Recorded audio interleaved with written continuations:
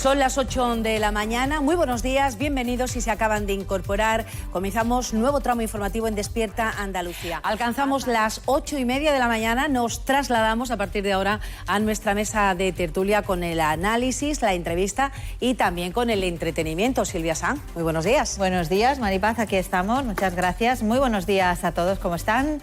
Es viernes y cerramos una semana intensa en lo político. Lo último, la salida de Víctor de Aldama de la cárcel. Será uno de los asuntos que trataremos con los periodistas que hoy me acompañan. Amalia Bulnes, ¿qué tal, Amalia? ¿Qué tal? Muy buenos días, Silvia. Por fin viernes, ¿verdad? Por fin viernes, bueno. por fin viernes. Antonio Agredano, ¿cómo estamos? ¿Qué tal? Muy bien. Y Clara Fajardo, buenos días. Muy buenos días. Bueno, la salida de Aldama es el asunto del día, pero vamos a arrancar la tertulia con el anuncio que ayer hacía el presidente de la Junta. Ya hay fecha para el debate de la comunidad, será los días 11 y 12 de diciembre, justo antes de la conferencia de presidentes. Os pido vuestra valoración porque además decía Juanma Moreno ayer que tras la Dana llegaba el momento de hacer balance, pero dejando a un lado los frentismos y las confrontaciones estériles. Lo decía textualmente. ¿Quién quiere romper el hielo? Tú, ve. Bueno, yo creo que en todo evento, en todo debate y en este caso sobre la comunidad, el cuándo es importantísimo y creo que ha sido muy ágil Juanma Moreno en elegir el cuándo, ¿no? Él mismo decía ayer en este tuit que se trata de hacerlo a la manera andaluza. Sí, la vía andaluza. La vía andaluza, ¿no? La vía andaluza. Sigue haciendo branding, digamos, sobre la marca Juanma Moreno, PP andaluz, porque somos sosegados, queremos consenso, queremos tranquilidad, siempre desde la tranquilidad de la mayoría absoluta que lo respalda en el Parlamento de Andalucía, ¿no? Pero es un momento muy bueno en el contexto en el que está, tanto de su propio partido en Valencia, a los que no le reímos mucho la gracia a lo que está sucediendo allí, como con su contrincante mayor, que es el PSOE, que luego lo comentaremos, y a pesar de que tiene temas, bueno, arduos como la sanidad, o como el anuncio de que Muface va a dejar a 400.000 funcionarios, si nada cambia, en enero, sin asistencia, cobertura, claro, hasta que pase todo el trámite a sanidad pública ya saturada. Todo esto va a ser, todos los temas peliagudos se van a suavizar muchísimo por el momento en el que lo ha elegido, en mi opinión. Consejera Carmen Crespo, bienvenida de nuevo una vez más a Canal Sur, Despierta Andalucía. Bueno, sé que acaba de llegar prácticamente, ¿no?, de Bruselas, y quiero aprovechar, vamos a hablar enseguida de las ayudas, como yo avanzaba, pero claro, la actualidad manda. Y bueno, la noticia pasa por esa salida de prisión de Aldama, donde ha hablado directamente de Sánchez, incluso lo ha amenazado con pruebas, ha hablado de cargos del PSOE, de ministros. ¿Este caso está llegando a Europa, consejera? Sí, efectivamente. ¿Preocupación? Como habéis visto, como habrá visto toda Andalucía, en estos días hemos tenido un arduo debate con el tema de los nuevos comisarios, sí, especialmente de los vicepresidentes, con el tema de Teresa Rivera. Y yo creo que este caso, independientemente que entra de lleno en todo el gobierno y en el presidente del gobierno, lo que está claro que también menciona a la que va a ser comisaria, vicepresidenta de la comisión, ¿no? En la que Rivera. decíamos en Bruselas precisamente que una persona, una política del gobierno español que no se merecía ser comisaria por estar desaparecido después de la Dana con la responsabilidad que tenía sobre el Júcar, y también por una persona que en su momento no ha sido capaz de tener una relación cordial con los sectores agrarios, pesqueros, y por tanto es una persona que no creíamos que fuese la idónea, y se ha pedido por activa y por pasiva que el presidente Sánchez cambiara el candidato o candidata. Y además, teniendo en cuenta que aquí tenemos también el símbolo, ¿no?, de su hacer, que es el tema, por ejemplo, de Alcolea en Huelva, donde no ha permitido que durante todos estos años, a pesar de la insistencia del presidente de la Junta de Andalucía, de Juanma Moreno, termine una presa, un embalse de regulación, como es la presa de Alcolea en Huelva, que está al 24% de su construcción desde hace muchos años, ¿no? Y que además puede evitar problemas como la Dana, y también porque el agua que esa presa tiene está ya repartida, digamos, en el plan hidrológico a los regantes. Es decir, una persona en ese sentido con un criterio muy sectario de la utilización del agua, y eso es lo que ha impactado claramente en la Dana de Valencia y efectivamente en la nuestra, porque en Málaga deberíamos de hace tiempo estar haciendo ya el proyecto de la presa de Cerro Blanco, que está justo encima de la ciudad, cuando además nosotros hemos multiplicado por 5 el gobierno de Andalucía, la restauración de cauces, el Guadalmedina, todo lo que hemos hecho en Málaga, que claramente ha funcionado muy bien. Consejera, sin embargo, Teresa Rivera va a ser vicepresidenta de la Comisión Europea a pesar del rechazo del Partido Popular Español. ¿El PP europeo les ha dejado solos? Bueno, yo creo que entran muchos factores que tienen que sumar ellos, en el sentido de que tenemos 13 comisarios que son del Partido Popular, de cada uno de los países, y evidentemente la presidenta von der Leyen lo que quiere es que empiece la comisión en el 1 de diciembre para comenzar con esta situación, teniendo en cuenta que tenemos a Trump recién elegido, que tenemos que hacer un posicionamiento de Europa muy fuerte y muy firme, pero yo creo que ahí se han equivocado totalmente, porque le estamos advirtiendo que no es la candidata idónea, que en España no lo ha hecho bien, y si no lo ha hecho bien en España, ¿cómo lo va a hacer bien en Europa, ¿no?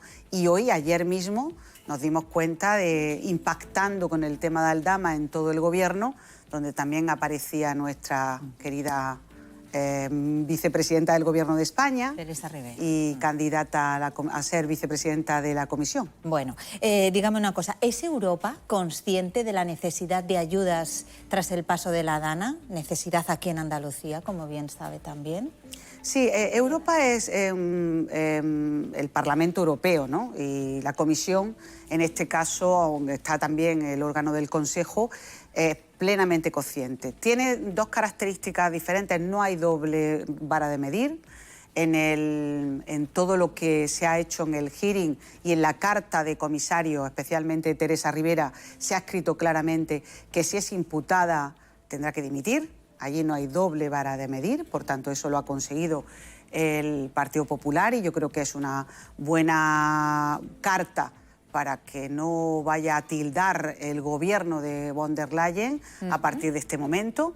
Y además también son conscientes de las circunstancias de la Dana. Se han vivido unas inundaciones en Centro Europa hace poco tiempo, pero no comparables, aunque han sido muy graves, con las que hemos tenido nosotros en Valencia, en Málaga, en Castilla-La Mancha.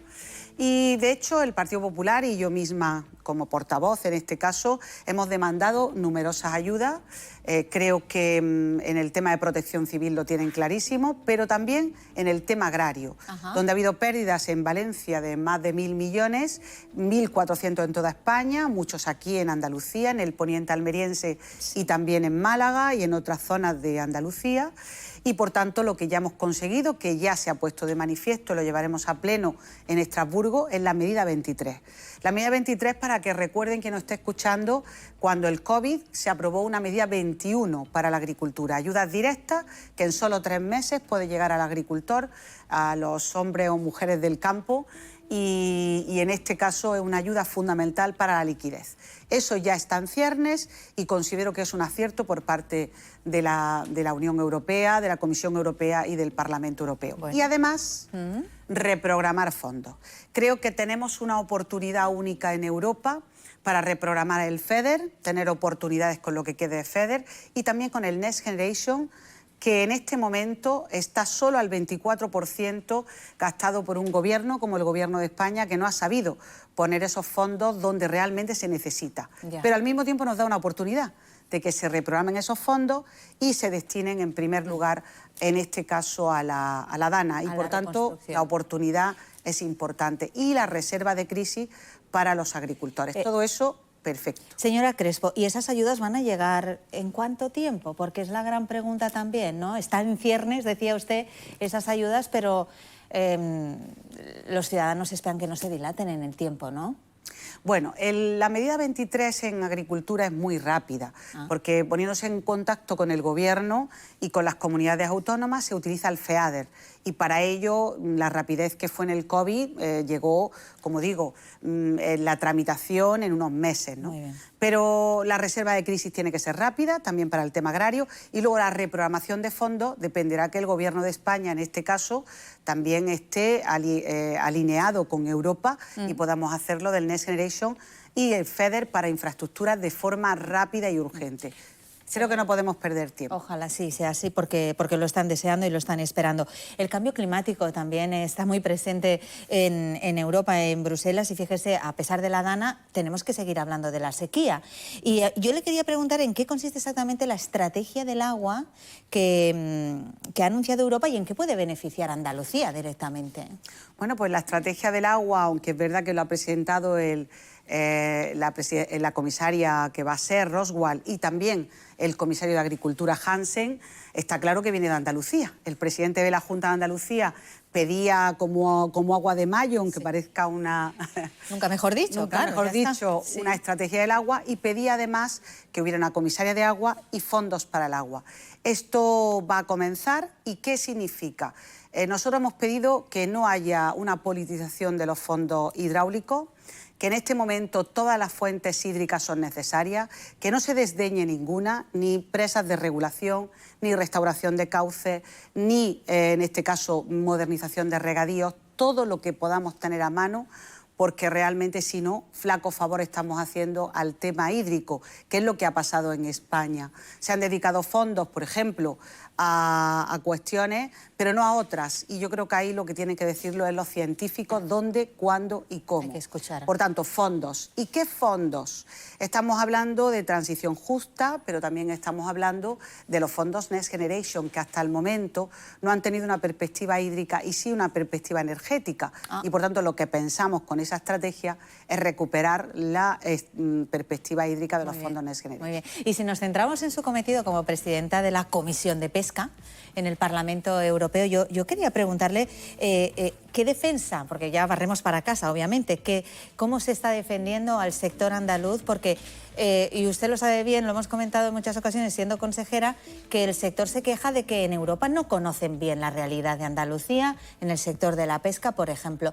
¿Es así? ¿Usted lo está palpando también? ¿Se puede defender Andalucía en Europa como Dios manda? Nunca mejor dicho. Bueno, los pescadores tendrán oportunidad el día 10 y 11, que estaremos juntos allí con el próximo comisario Costas Cádiz, tener un encuentro que hemos organizado para hablar con ellos. Pero sobre todo, alguna frase que dijo el comisario en su hearing, en su audiencia, que fue fundamental para Andalucía, que iba a respetar en su forma de trabajar, a partir de cuando tenga la oportunidad de hacerlo, la sentencia del Tribunal Superior de Justicia de la Unión Europea, que habla de que todas las decisiones que se tengan que tomar sobre la pesca tienen que estar basadas no solamente en la fórmula, en este caso biológica, de cómo están los caladeros, sino también en la situación socioeconómica y laboral de los pescadores en toda Europa. Por tanto, esto pesa mucho ya sobre las decisiones, y al igual que en la agricultura hay un informe Draghi, un informe Letta, que habla de la competitividad en el sector, también tenemos una fórmula especial a través de esa sentencia que permita también medir las consecuencias de impacto socioeconómico de las decisiones que se toman en Europa, que es lo que habían pedido los pescadores desde hace mucho tiempo, y especialmente los andaluces, que, como sabes, se mueven muchísimo, sí, y están mucho allí porque realmente se juegan la vida con todo esto. Y además también hay otra preocupación, ¿no? ¿Cómo hacer compatible esta industria con el cuidado medioambiental? ¿Eso cómo se consigue? Bueno, yo creo que los pescadores son conscientes de que el mar tiene que estar en las mejores condiciones, y los caladeros, desde el punto de vista biológico, también. Por tanto, ellos son conscientes de que hay que tener en cuenta cómo están los caladeros para tomar las decisiones. Y ellos lo conocen. Lo que quieren es que los estudios científicos sean actualizados, que no lo son en muchas ocasiones. Y además lo que quieren en este caso es que se les apoye en cuestiones que están teniendo, por ejemplo, aquí en Andalucía, con proyectos como Ecomares, donde no sabrá la población andaluza, pero lo están haciendo hace mucho tiempo. Los propios pescadores están retirando basuras del mar y reciclándolo en puertos, en las lonjas pesqueras de Andalucía. Creo que hacen proyectos muy interesantes y que están comprometidos en la lucha contra el cambio climático y, por supuesto, en la mejora, claro, del medio marino, ¿no? Claro, fíjese que también en el Golfo de Cádiz se están quejando de la presencia de... Ellos también son víctimas del cambio climático, de especies invasoras como es el alga asiática, ¿no? Y están pidiendo ayuda directamente incluso a Europa, ¿no? Esto hay que acabar. Sí, el alga asiática tardaron en declararla por parte del Gobierno de España, pero nosotros en Andalucía hemos hecho mucho hincapié y se aprobaron varias ayudas que le ha servido de ayuda y de forma de trabajar para el futuro, porque se quedan a veces con las redes solo algas y no han podido pescar. Claro. Y esto ocurre especialmente en las zonas cercanas al estrecho. Ya hemos planteado el tema en Europa, se han sorprendido muchísimo que el Gobierno de España no hubiera comentado nada en Europa, y vamos a seguir insistiendo porque esto es una alga invasora, está producida precisamente con las aguas de lastre, pero también producida por la situación de cambio climático y por la temperatura del mar. Bueno, hablemos de Trump. ¿Qué puede hacer Europa contra estos aranceles que está anunciando Trump? Porque hay sectores, estaba el presidente de ASEMESA el otro día aquí con nosotros, se quejaba un poco de la falta de diligencia por parte de la Unión Europea. Necesitamos que sancione, que si incumple Trump los acuerdos, que se les sancione. ¿Qué va a hacer Europa? ¿Qué puede hacer Europa para proteger? Bueno, yo pertenezco a toda la Comisión de Canadá. Fíjate qué interesante, porque hay un acuerdo, el CETA, que elimina los aranceles en un 99%. Es un país en este momento que tiene un acuerdo con la Unión Europea. Y es curioso, porque estamos exportando cada vez más aceite, vino, estamos exportando fruta y hortalizas, conservas de pescado, y por tanto es un país prioritario. ¿Qué tenemos que hacer? Evidentemente, luchar contra los aranceles que en este momento están pagando quien no debe de pagarlo, que es el sector agrario y ganadero y pesquero. ¿Por qué? Porque ha ocurrido ya. En estos momentos, ¿qué tenemos miedo? Pues no solamente con Estados Unidos, sino con China, porque ya se ha puesto lo que es el tema del arancel a todas las baterías y la situación con los automóviles en el tema de China, y tememos que lo pueda pagar el porcino de Europa, ¿no? Y hay que evitar que primero el sector agrario sea el que pague esto, y desde luego que se defienda desde el comercio de forma mucho más contundente, que lo han hecho en estos momentos, como dice ASEMESA, y tiene toda la razón, con la aceituna negra. Claro. Señora Crespo, ¿cómo se consigue una PAC sostenible y competitiva? Pues se consigue midiendo bien los ecoesquemas. No puede ser que en este momento los ecoesquemas hayan supuesto que tengamos que tener cubiertas vegetales con la sequía que tenemos en Andalucía, que ha sido imposible, y eso ha ahuyentado las prácticas medioambientales a los agricultores, que es un 25% de lo que cobran, por cierto, y no podían hacerlo. Por tanto, hay que hacerlo de forma más paulatina y desde luego con recursos económicos suficientes, si no están ahuyentando de las prácticas medioambientales a los agricultores. Y hay que hacer una PAC que desde luego dejen que tenga competitividad el sector, porque si no, lo que estamos ahuyentando es la entrada de jóvenes agricultores, ¿eh?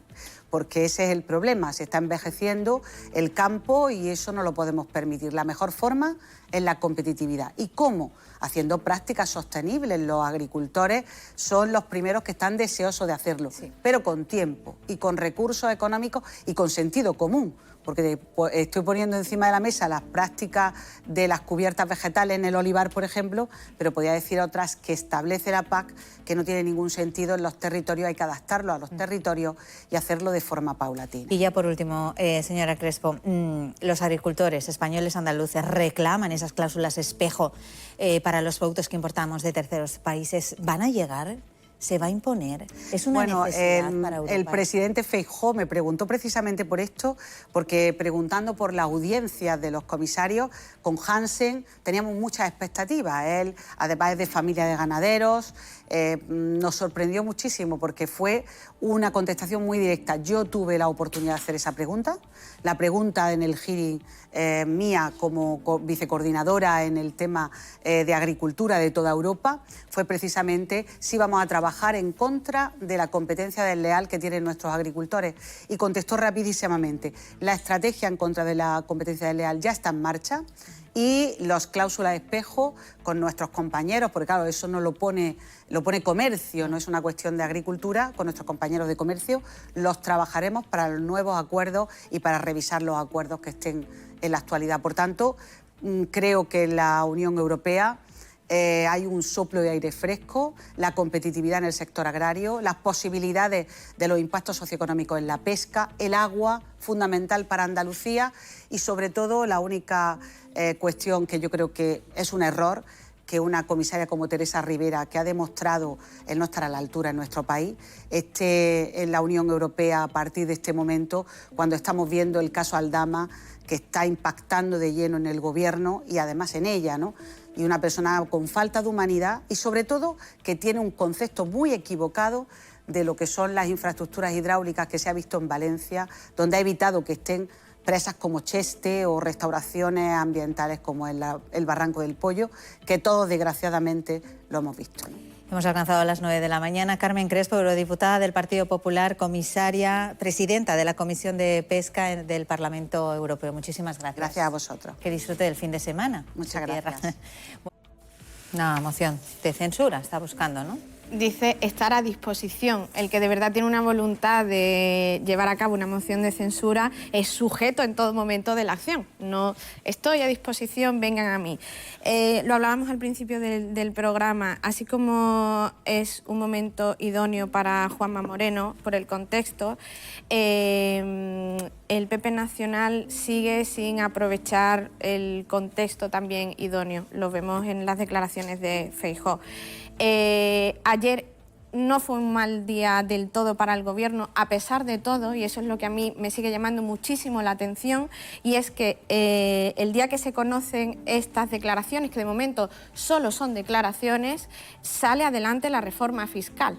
Se estaba produciendo a la vez, ¿eh? No hubo ahí una... Bueno, pero en un mundo telemático en el que estamos al día de cualquier novedad al segundo inmediato, eran plenamente conscientes. Entonces, la desafección ciudadana, que probablemente, como comentábamos anteriormente, antes de entrar en directo, no es la prioridad. La corrupción, nos hemos insensibilizado, por desgracia, en este asunto de la corrupción. Como Pedro Sánchez tiene seguidores en el Parlamento, en el Congreso de Diputados, puede hacer prácticamente lo que le dé la gana. Ayer vendió incluso que la reforma del impuesto del 15% a las empresas multinacionales es una reforma que propone el Gobierno para adaptarse a una directiva. Podía perfectamente, directiva europea, perdón, podía perfectamente haberlo hecho a 1 de enero, que es cuando esa directiva tendría que haber entrado en vigor. Y aparte, separar un paquete fiscal que ha sido tan, bueno, pues, tan polémico y al final ha salido en extremis. Eso sí, con un expediente abierto por la Comisión Europea, porque llevamos 11 meses de retraso en esa aplicación. Entonces, aquí Pedro Sánchez realmente es un personaje fascinante. Es que puede hacer de momento lo que le dé la gana. Yo imprevisible, confío, ¿no? Sí. en la justicia. Venga, Antonio y Amalia. No, cerramos el chiringuito. Si puede hacer lo que quiera, si aquí no pasa nada, si la corrupción está aquí, la gente está insensibilizada, pues recogemos la maletita esta y nos vamos a casa. Hasta que hable la justicia. Y que haga lo que quiera. Hasta no que solo hable la justicia. Aquí mientras hay él siga adelante. No, claro, aquí hay una responsabilidad política, más allá de la judicial. No la va a asumir.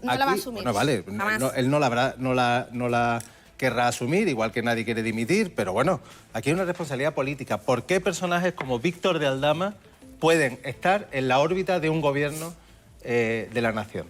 ¿Por qué personajes como Víctor de Aldama, o Koldo García o Ábalos han podido hacer y deshacer con esa impunidad y con esa facilidad en el entorno de un presidente de gobierno? Ya. Aquí hay una responsabilidad política. Aquí no me puede decir, oye, en tu casa están pasando cosas, y dice, pues no sé, yo estaba aquí en el salón y no me he enterado de nada. Pero es la tónica del gobierno de Sánchez. Bueno, ya, pues a mí me da igual lo que sea la tónica, me da igual lo que sea que habitual. estaban esperando, Ani. Venga. Oye, pero qué bien se sienta unos centímetros alto, Sí. más estilizado. Paradla ya, que quiere que me ponga el Ven otro. acá. Ana. Bueno, Amalia, Antonio y Clara, gracias, buen fin Uy. de semana. Ven aquí, ven aquí. No te va... Mira, ya lo has roto. No, que lo he metido...